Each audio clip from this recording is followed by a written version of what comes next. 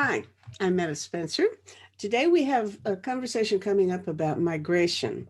And as you probably are aware, immigration is one of the big hot button issues of the day, not only in the US, although certainly especially in the US. And migration worldwide seems to be one of the issues that has provoked a lot of those folks who are, I guess we can call them right wing populist movements around the world. And so we have to think very broadly about what the transfer population from one region of the world to another is going to mean to us in the future, and what it already is meaning in terms of politics of different countries. And uh, this today, I'm going to have a conversation with, I have to say, a woman I've known since she was about what, 8 years old. Mhm. A very dear friend, Subha Xavier, who's in Atlanta. And hi, Subha. How are you, dear? Hello, I'm well, thank you. How are Wonderful. you? Great, great. Excellent, because I'm so thrilled at what you have accomplished, you and your friends in Atlanta have recently accomplished by going out and going door to door and inducing voters to. I think you say you found people whose ballots had been invalidated hmm and took it to them and said, "Straighten, let's clean this up so you can vote." hmm hmm So you won. Yeah. We did. It was really exciting. They call it curing ballots, which I think I love that word because we're in the middle of a global pandemic. And I Huh? said at some point, I said on social media that I was happy to be part of any type of cure in this current climate. So yeah, we were knocking on doors and helping people correct and cure their ballots. And I Uh-huh. think it made a difference in the end. Sure did. You got two senators who are Democrats who are hmm going to the new Congress, hmm and that was I must say I went to bed at something like 12:30 or 1 o'clock, feeling fairly happy about the result of that. And then I didn't watch the news again for almost 24 hours, or at least a number of hours. In the meantime, what had happened was this insurrection in the Capitol. So it's almost as if this extremely important piece of news about what had been accomplished in Atlanta got sidelined by the more photogenic activities that were going on at the Capitol building. Yeah. I think that's a good way to put it, sort of photogenic. What is photogenic these days? What do we like to see and what attracts our attention and our news cycle? It's not just today. It's always been blood and guts. Yeah, What yeah. do they say? That if it bleeds, it leads. hmm But it is important. I in no way want to dismiss the extreme importance of this insurrection.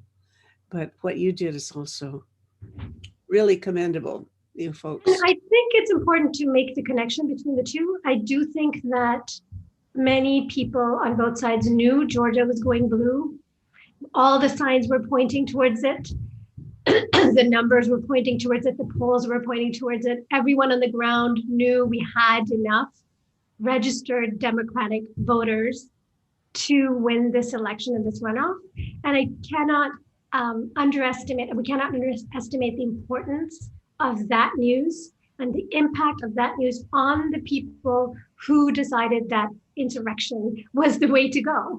Because I think what we saw was people terrified of the change that is coming and wanting to hold on to a status quo that you and I both know cannot last, Hmm. just cannot last. And so I think Georgia was a key component in the motivations of these people.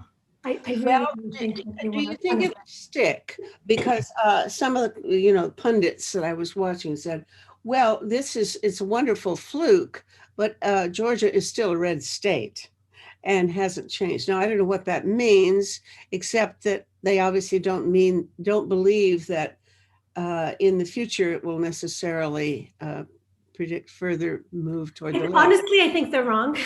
I think Georgia, in its population and its demographics, has changed drastically in the last 10 years. And I think largely that's because of Black voters coming out to vote and feeling for the first time that they are not disenfranchised, that they can make a difference.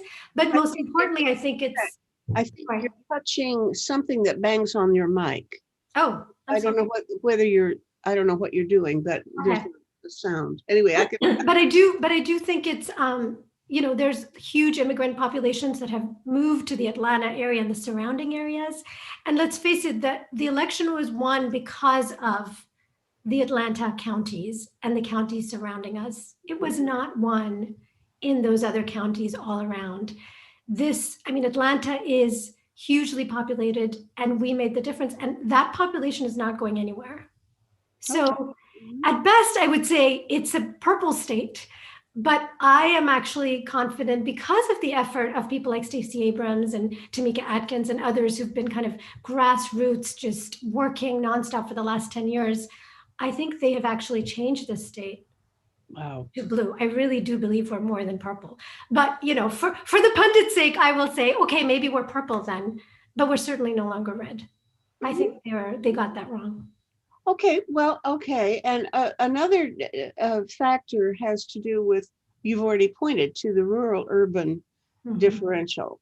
Yeah. I've been looking at, or I was looking at exit polls, and these huge gap between rural and urban in preference for Biden or the person whose name will not be uttered. Good. Okay. Yeah, I think that's very true. When we were carrying ballots and volunteering, they were constantly asking us if we would drive out to other further away counties to do this kind of work, to try to make sure that those ballots counted. So I think that's really important because, yes, the urban population of Georgia is perhaps more inclined to vote red and has always been inclined to vote Republican, but there always and continue to be Democrats in the rural populations as well. And if we were asked to be volunteers there, it's because they're there and they're feeling heavily disenfranchised. And I was just over New Year's Eve, I was actually in Hancock County, which going there, as I looked around, I was convinced it must be a very white county. And yet I found out it was most majoritively Black. So you have these rural counties that are also very African-American and where people maybe just didn't vote or didn't feel like their vote counted or are intimidated when they go to the polling stations. And it was on the national news, suddenly because Georgia was on CNN, we got that on the national news. And we saw, in fact, that a place like Hancock County, completely rural, beautiful, but completely rural and very kind of disengaged, you would think, from federal and state politics, is not, and that there are, in fact, all these Democratic voters waiting to vote and waiting to be enabled to vote. And I think that was one of the big changes we saw. That's good news. And now you said, I believe, that the votes that had been thrown out as not eligible somehow, and I'd be interested in knowing more about what disqualified a particular ballot, but that they were disproportionately Black votes, Black ballots. Okay, so you were pursuing Black voters mostly, right? In the vast majority, yeah, and it was the experience was very gratifying, but it was also very sad. Many of the voters whose ballots we cured were elderly people who were sick and whose signature, maybe because their hands were shaking, their signature on the ballot what didn't match with their original signature when they registered to vote. Who knows how many years ago, decades ago, perhaps. Some of them, the saddest ones, were people who'd gone blind since they'd registered to vote, and they'd had to have somebody help them with their signature. Now, what they didn't know is that they could have had somebody sign in their place, but these things are not necessarily very legible on a ballot. You don't, you might have to do your research to know. So you don't do that. You are blind and you just, somebody tells you, here's the line, sign on this line. You don't sign properly, or you don't sign in the exact match for the way you signed before, and the ballot was invalidated. So yeah, the vast majority were Black. The vast majority of the ballots that I cured were also Black women. There were also a lot of young people, like 18-year-olds of every ethnic background, who were just neglectful with the way they did their ballot, and who just kind of threw it in there, and who we had to go help because their signature wasn't matching, or they had not, colored in the circle properly. So it was kind of the two extremes. But yes, I think the vast majority of voters who needed their ballots cured were, at least in my experience, and this is of course anecdotal, were Black.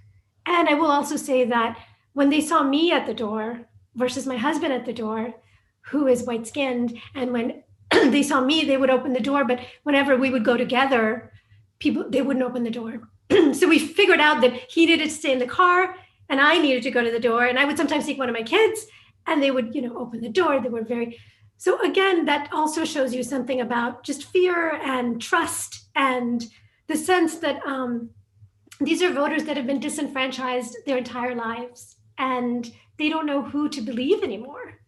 And the fact that we had leaders on the ground whose only goal was to bring them back in, was just inspiring. And like you said, before, I think this needs to be part of the news cycle, and it's not sufficiently in the news cycle, and we need to be talking about this. And I do think these kind of things scare white supremacist voters more than anything else, when we empower the very people who they believe have sort of taken away their power, their so-called power, right? Their imagined power, really.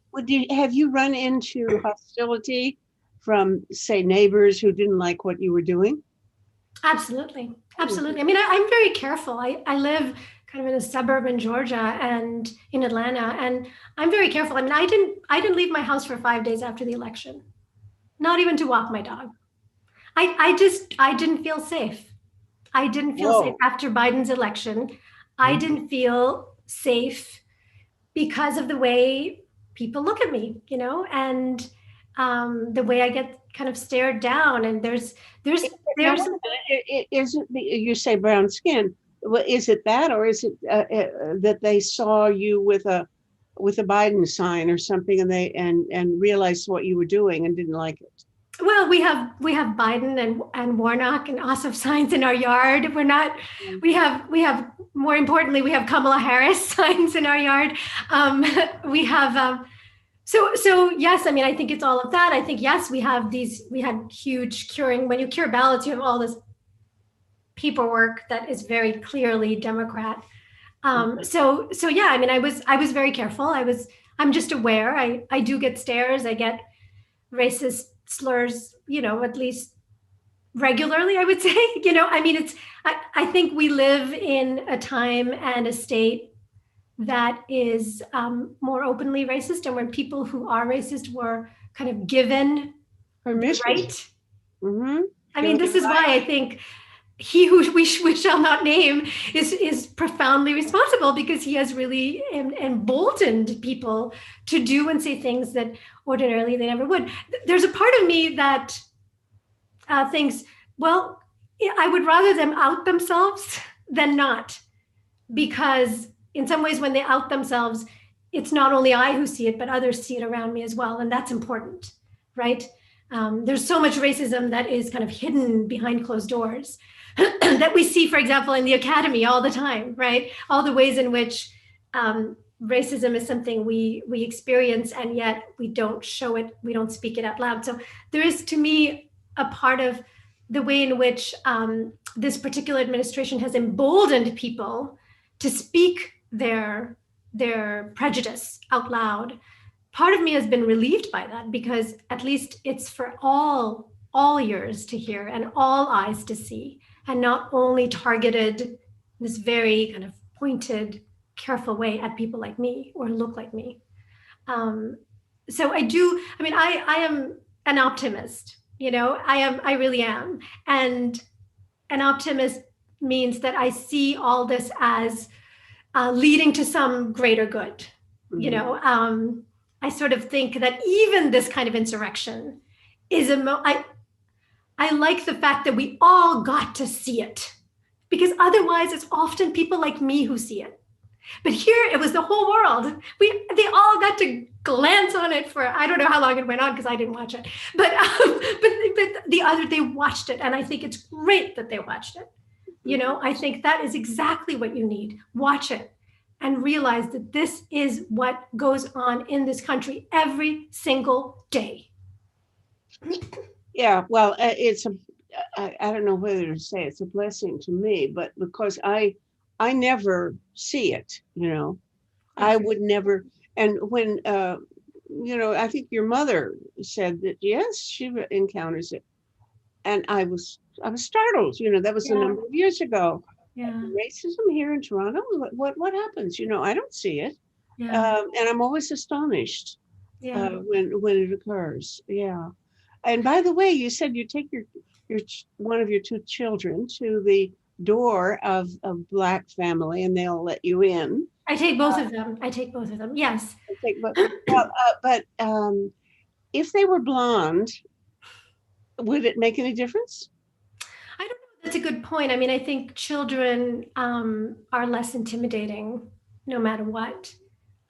So I think that there's something, when you see a woman with a child, you don't think that they're here to somehow intimidate you, right? So Okay, I but think, now these families that you're going to the door, mhm, they don't see you as Black. You're Sri Lankan. mhm. So they must know that you're not Black, but what do they think of you? Does it, but you say it helps that you have. I think it does, because I single-handedly cured more ballots than most of the volunteers, Really? I mean, and it just happened that way. It wasn't No, planned. It it's wasn't, not. You're you also know. a forceful personality, Yeah, yes, but at the same time, I think I just am a less intimidating presence at a door, I and see. I don't blame them for it, because if I was alone at home and somebody knocked on the door, in suburban Georgia, I mean, I think twice before opening the door. If Mhm. I, so, um, and so I do think that that has something to do with it. Yeah, I don't know if necessarily they know what my ethnic identity is per se, but I think seeing a small brown woman at your door is just, quite frankly, less Uh-huh, intimidating, you know. uh-huh. Okay. Um, and Okay, I I'm think it really tells you a little more about sort of racial climate in the state than anything else.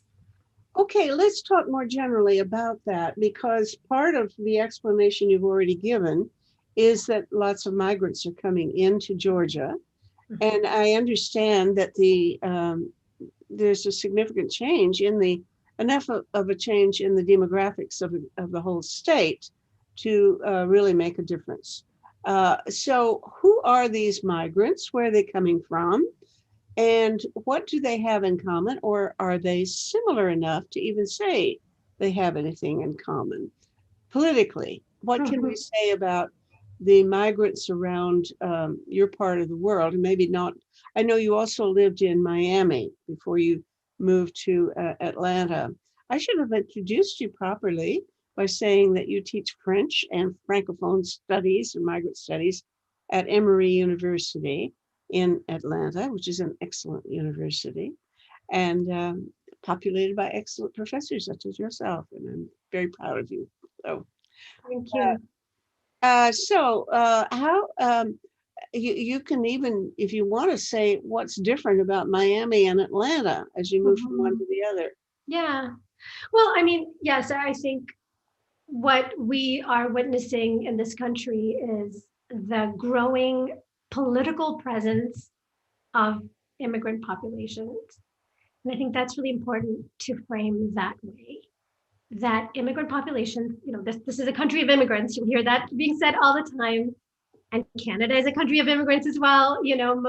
Most countries in the West are today more and more and increasingly countries of immigrants. So they have always been there, but now slowly they are becoming political presence. And that by that I mean their vote is swaying the way large groups of people are voting. And I do think that in Atlanta, what's really unique to the Atlanta region is that it is a majoritarily Black African American Atlanta region. And then all these suburban or and sort of rural areas that are less, and other cities that are less Black overall, right? Even though, like I said, I think that that demographic too has to be revisited. And then you have mostly to the major urban areas, to the urban centers, you have immigrants who have been pouring in for the last, easily 30 years in significant numbers. So yes, they've been here all along, but in significant numbers. I would say that maybe in the last 30 to 40 years, that has changed dramatically. Where are they from? So they're, I think, from everywhere. But what we have in Atlanta, we have a growing Hispanic population, not at all comparable to what we have in Miami, but a growing Hispanic population from various parts of Latin America. Significantly, I would say that I have noticed in my work with migrants in the city that we have a growing population of Puerto Ricans, that we have a growing population of Mexicans, that we have a growing population of Venezuelans, we have Salvadorans. So we have, I would say overall, and of course Brazilians, have always been a lot of Brazilians in Atlanta as well. Indians have often been attracted again, or something. Something is bumping the mic. Oh, the microphone. I'm sorry. It shouldn't, but. Well, okay. I don't know what's happening. So anyway, I can edit it out, but Yeah. And then of course, Indians, there's a huge Indian population here, has always been one. And then there's a significant African population here that's growing, that I've been working with through my work at Emory as well, from Sudan, from Rwanda, from the Congo. And then there's the Asian population, a great big population of Vietnamese, Koreans. There's a whole area that's very close to where we live called Beaufort Highway. It's kind of known as the immigrant part of Atlanta. And it's known for its incredible cuisine. You have every possible restaurant and supermarket, and you can get any Asian food possible in these areas, but they're also very Latin. It's also very Hispanic and Latinx.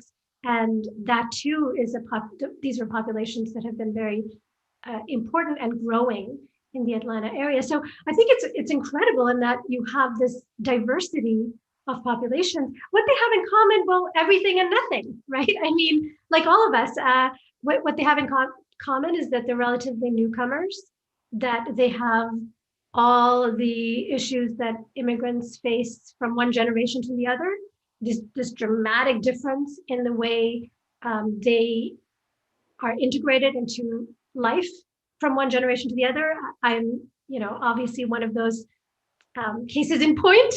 My work talks a lot about how they are caught between what I call resistance and exploitation. They're both exploited for their labor, for what they can bring, their cuisine, all the wonderful ethnic things that they bring, and they enrich our lives. And then they're exploited at the same time and they're treated with prejudice.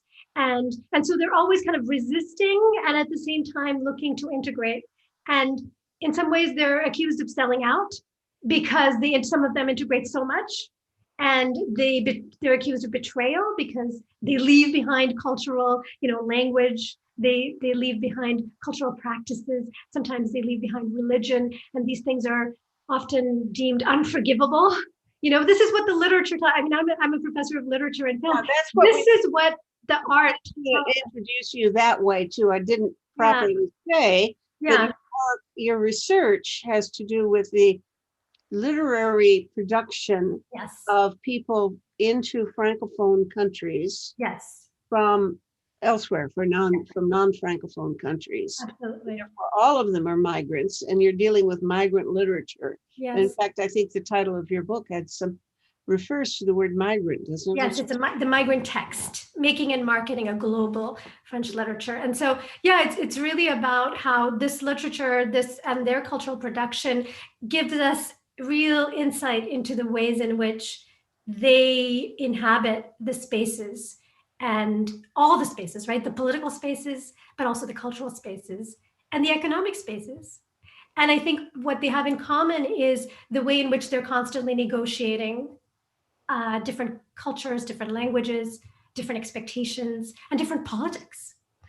I mean, I listened to when you had Maria Puerta Rivera on your show, and I enjoyed it because indeed that's exactly what she's talking about, kind of negotiating politics between Trump and Guido, and just kind of where they land is interesting, because she actually said they kind of turn into pretzels of sort. And I thought, what a wonderful image, because I truly think that's what it's like to be a migrant. You're kind of pretzeling your body around to try to meet all these different expectations and all these different standards that are held up to you. And invariably you're going to fail to meet somebody's standard and somebody's expectation, right? And I think that's what they share in common. Well, you also have taught in Paris. Your university sends you as kind of a mother hen, along with some students, to spend a year or two in Paris, and you were there recently. And I believe that then you have a really good opportunity to compare what migration is like for the people landing in Paris to the situation of people landing in Atlanta or Miami. Is there a difference in the way France treats migrants?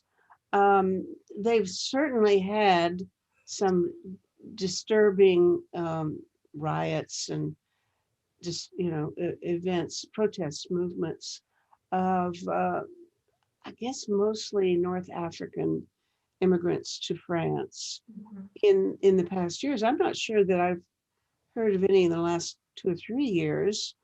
But at any rate, is there anything you can say about how different countries process immigrants, and whether it makes any difference in their experience? Yeah, I mean, in many ways, no two countries seem to handle immigrants alike. But I do think there's always a populist, extreme right-wing version of immigration that many of these countries share, as we know. England, the US, Canada to some extent, and certainly France and Germany. I mean, they all have, there's always a right-wing extremist narrative of belonging and nationhood that always needs the migrants. This is something I write about, in that nationalism and migrant populations go together, right? When migrant populations increase, nationalism increases. And I think what's important to note is that the story that each tells goes alongside with it. So the migrant story and the story of immigration goes alongside with the story of the nation story. And the nation story is one that has to make sense of the migrant. They have to either dissolve them into themselves, or they have to posit them as the enemy.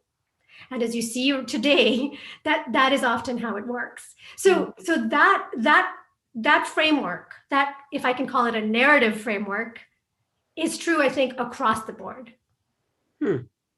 In terms of that extreme national narrative, or nationalist narrative, and sort of the migrants, where the migrants, but the immigrant is always part of that narrative. And I think that's telling. That's telling, because it tells you that immigrants are sort of the unresolvable problem to the nation state as we have you're discouraging me, because your simple equation is an obvious one, but I never actually put it that simply. Where you have immigration, you have nationalism. I don't know. I hadn't thought about it. Is that always true? In all the cases I've studied, it's been true. I mean, it's even just a numbers game. Like nationalist rhetoric increases. I mean, even in Quebec, it was true, because I studied Quebec as well. And even in Quebec, it was true, because the 70s was this key moment in Quebec nationalism. And 70s is when the immigrant population just went like this. They were next to non-existent till that time. They were very small, and suddenly they became a presence. And again, when you have this presence that you can't quite dissolve, Yeah, but you're making me unhappy because that if you say that generally holds up, the future is not too bright because with global warming, we're going to have a whole lot more migration. We're going to have multiple times as much migration as we have now. I mean, the whole country of Bangladesh is going to have to evacuate, for example, right. and et cetera. And these Maldives and these islands in the Pacific and so on are going to be inundated, and God knows where else. I think Lower Manhattan is going to have to evacuate. So, Florida is going to be non-existent. But yeah. Florida, exactly. So all of these populations are going to be on the move big time. And I hadn't thought about that there's sort of like an equation that you can calculate how much nationalism you're going to have. It doesn't sound very pleasant. I hope you're wrong, but but maybe maybe it holds up. I don't know. I never thought about it quite that way. I do. That is my prediction. Like, I will stand by it. I really do think, and whether or not we are comforted or discomforted by that reality, I think we need to be aware of that reality. I think we need to respond to that reality. I think in places like the U.S., what's fascinating is to look at Georgia as a really good example of what that means politically, because what you have is, if you have more and more migrants in a place like Georgia, well, they're going to vote differently. And they're going to be a different kind of political entity. And that also, to me, brings with it some hope. I'm not saying that immigrants don't contribute to nationalist thinking, because they do. And we've witnessed it. I mean, we know that immigrants did vote for Trump. I think that's an important thing to say. I think we know that immigrants do vote with the right wing. Well, there's another thing, though, that moves in a somewhat different. Your equation has to be sort of modified in that I've talked to Doug Saunders about this because he writes about migration. And he, if I'm not misquoting him, I think he really would say that where the opposition to migrants is located is not where the migrants are. In other words, where they actually settle, the people around them become okay, they handle it pretty well. It's the people some distance away, maybe in localities where there are no migrants, that display the greatest amount of bigotry.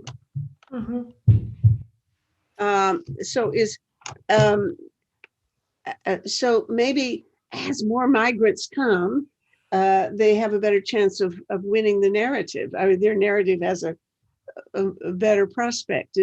Would you want to say that or not? Well, I think unfortunately, this is what I was trying to say. I don't think it's that simple, because some of them are, if I can use the word, almost co-opted into the other narrative, right? In other words, and let's not forget that. I think that's important, because we don't all invest in a great majority. For example, in the US, immigrants tend to vote Democrat, great majority. But let's not forget those who don't. There's been a lot of writing about that recently, and I'm writing about that as well right now. It's just, I think it's important to note that there's some percentage of them who do not vote. And Maria was pointing out that the Venezuelans, exactly those people, they supported Trump. Absolutely. Which doesn't make really much sense, because they're I know, and I appreciated that she problematized that, because I think we need to do more of that kind of work. We need to show how ultimately it's so contradictory, and it's really not rational. And I don't think there's anything about nationalism that is rational. Let's face it. It is kind of this gut reaction and this way of voting. I think I told you earlier that the first Trump signs that came out in my neighborhood were from the Korean family, and that was a very disturbing thing for me and my children. I mean, my kids were just trying to understand that. They were trying to process, but Mom, these are not the people you said vote for Trump. How can this be, And then we've had to process it as a family. These are our neighbors. And what does it mean to be the first to bring out the signs? That's also really key, I think.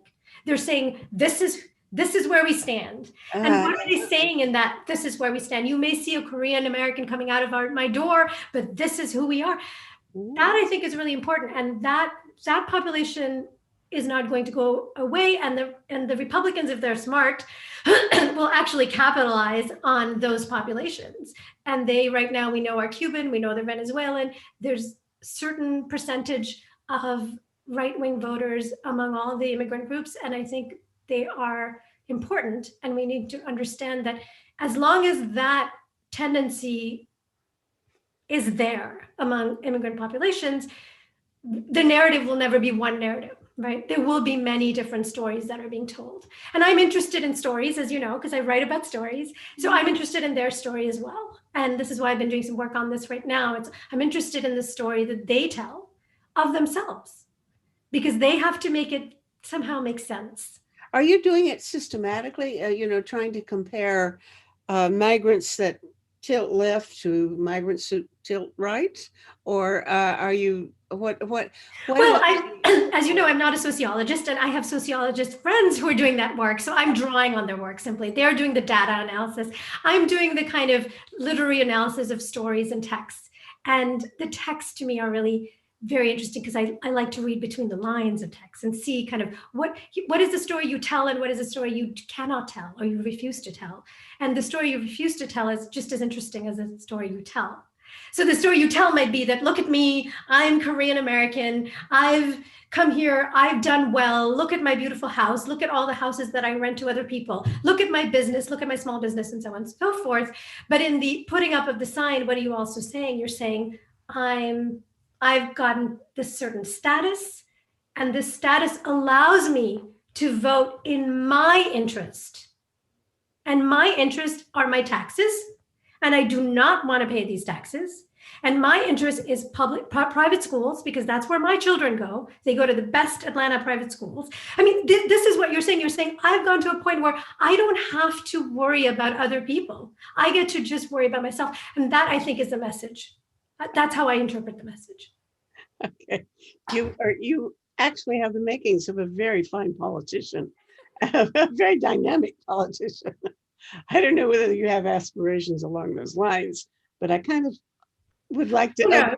Who knows? You know, but I think one thing I've really thought a lot about in Georgia is that, you know, the way this administration, but even before this administration, sadly, this was going on under Obama as well, has treated immigrants and illegal immigrants has been the most horrific and the most inhuman possible. And the fact that immigrant populations are not up in arms, you know, protesting this treatment, to me, is also one of the most disturbing things about migrant life that I have encountered. Wait a minute. Now you're saying that this was going on. It wasn't just under the Yes, because you're not naming, but it was under Obama too. Yes, because, you know, Obama was known among immigrant populations as deporter in chief, right? Yeah. I mean, he was deporting, he was imprisoning, the number of detainees, basically detained in inhuman conditions. Far too many people within a prison, you know, kept denied all access to their loved ones, denied access to proper meals. You know, obviously it's a system that is corrupt, and there's not one person we can blame. But what I'm saying is that immigrants have not been treated very well, especially in Georgia, because we are actually home to some of the largest prisons of immigrant detainees. And the fact that, you know, you have these immigrants who are doing so well and who are prospering, and at the same time who somehow are so removed, who at least mentally are able to say, that's not me, like, that's not my problem. And you know, yes, you can say this is a human problem and all humans should be worried about it, but the fact that you can be an immigrant and no longer feel any kind of identification with someone else who has come under dire conditions, no matter the reasons, under difficult conditions and is now being treated in human ways, and that you can just kind of let them sit there. Well, To me, that's really disturbing. again, that doesn't bode well for your prospects under Biden's administration. If Obama wasn't all that great, then is there any reason to think Biden is going to be different? Or I don't know whether you want to pin it on them personally, Biden the man and Obama the man, or just the people around them. Is there any reason to expect that because of the big anti-immigrant action under the Trump presidency, that there will be a reaction will be much more favorable to immigrants now, or uh, I like I said, I want to be the optimist and I want to be hopeful. And I think we are so starved for hope at this point after the last administration that I have to think it can only be better. But am I confident that Biden and his administration will bring kind of huge systemic change, which is the kind of change we need? I'm not so sure. At the local level, I am a big fan of Stacey Abrams. I'm really hoping she will be governor in 2022. I think I put more faith in her. And in some ways, the American system is such that really, I think at the state level is where so much is done and can be done.